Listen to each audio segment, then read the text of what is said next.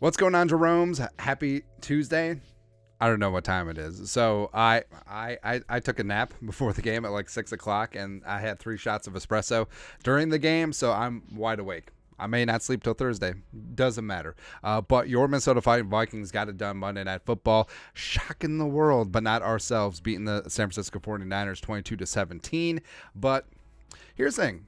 So 22, that looks kind of familiar. Who's that handsome dude? Look at that young fella. Now, I feel like I should get partial credit because 22 is a weird number. Nailed it.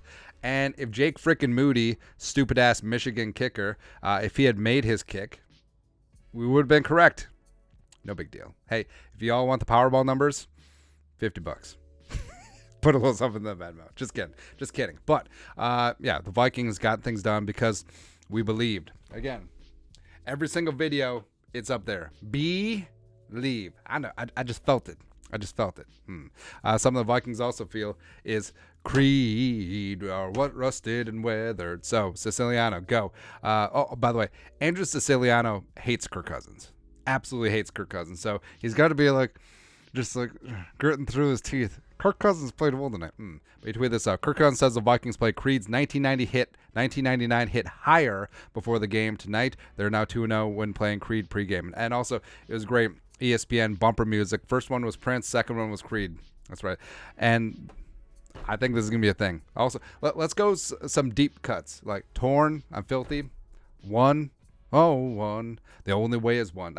Let's really grease up this Creed playlist, man. Because not going to lie, kind of like Creed from back in the day. Also, I think a lot of people like Creed, except it became a cultural meme and a trope just to poo-poo on them. They're not bad.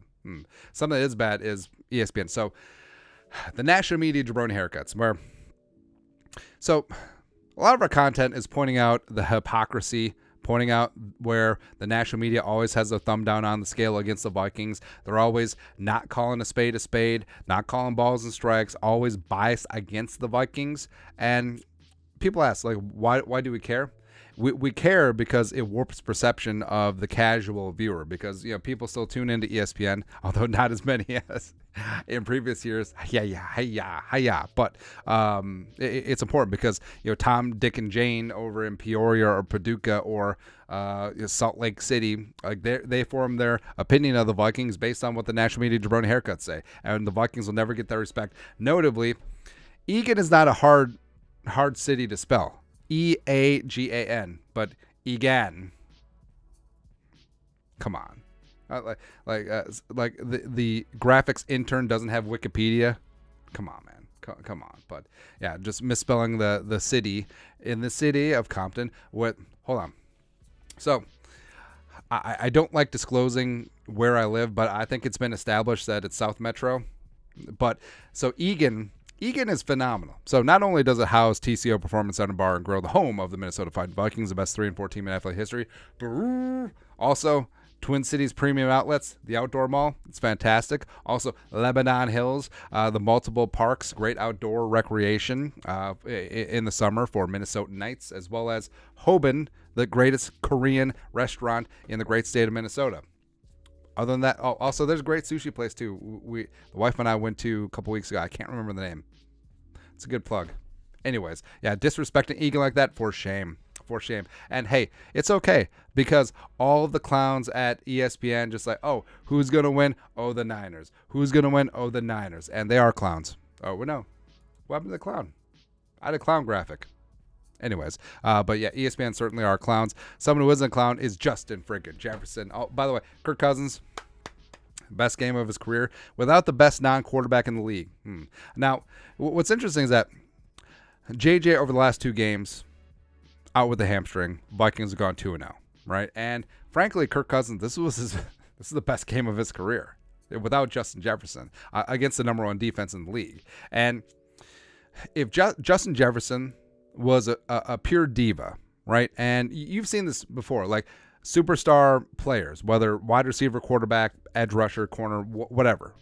If they're hurt, they're on the sidelines, they're pouting, they're not engaged, they're not doing anything. But you saw in the Bears game, You saw Jefferson go around to Addison and company, hyping those guys up, and also in the ear of McCardle on the sideline. You saw him in the Bears game, same thing on Monday night. Like, he's engaged in the game plan. He's engaged as part of this team, and like, as a superstar who doesn't have the premium contract yet, like, you almost wouldn't fault him if he's just on the sideline, just sort of whatever. But he's hyped.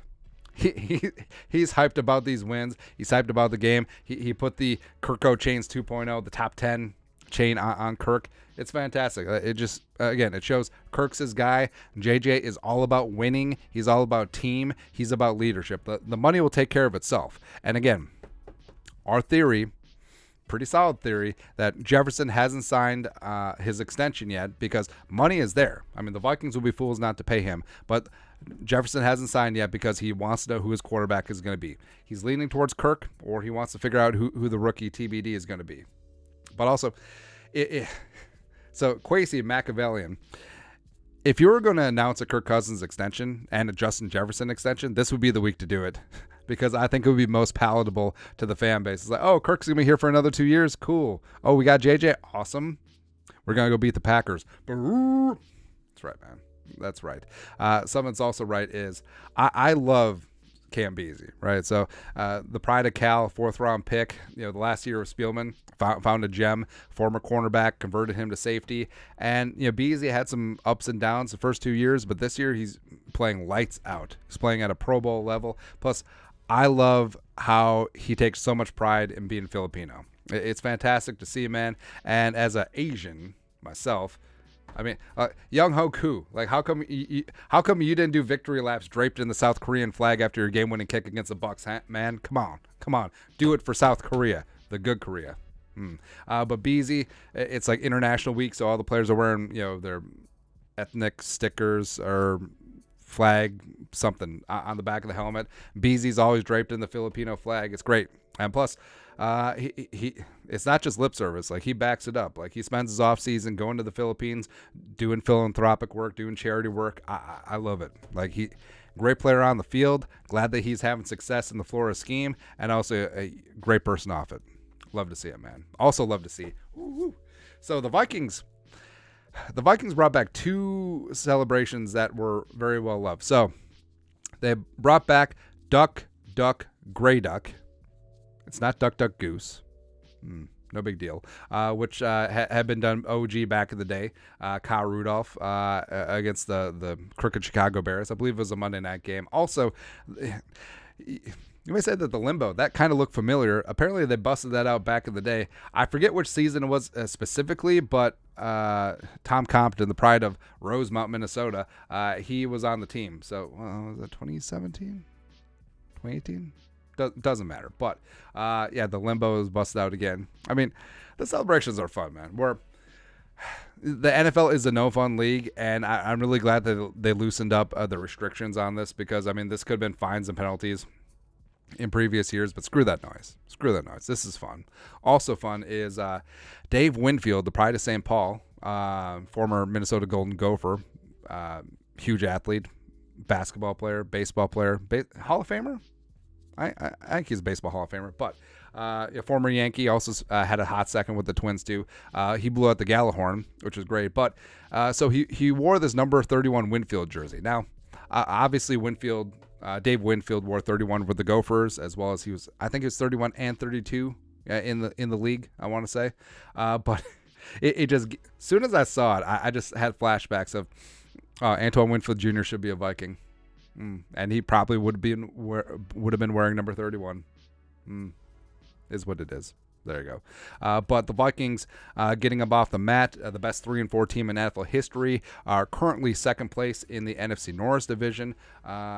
A couple games behind the Lions, but the Lions got exposed as frauds against the apparently it's tough to bite kneecaps when you're not playing a bottom 5 team in the league, or if you're not playing the Chiefs without Travis Kelce and Chris Jones. No big deal. But the Vikings should get in the saddle again.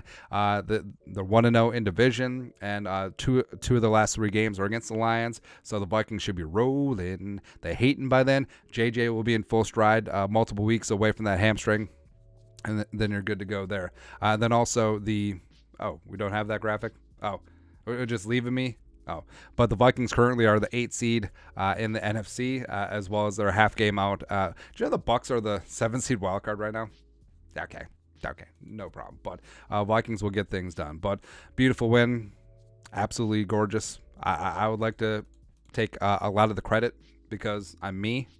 So there you go. But that's it. That's at Tuesday Vikings News Dump. Let us know your thoughts and our thoughts in the comment section below. Subscribe for daily Vikings takes. Want to support the work? Put a little something in the Venmo. But till next time, Skol production value.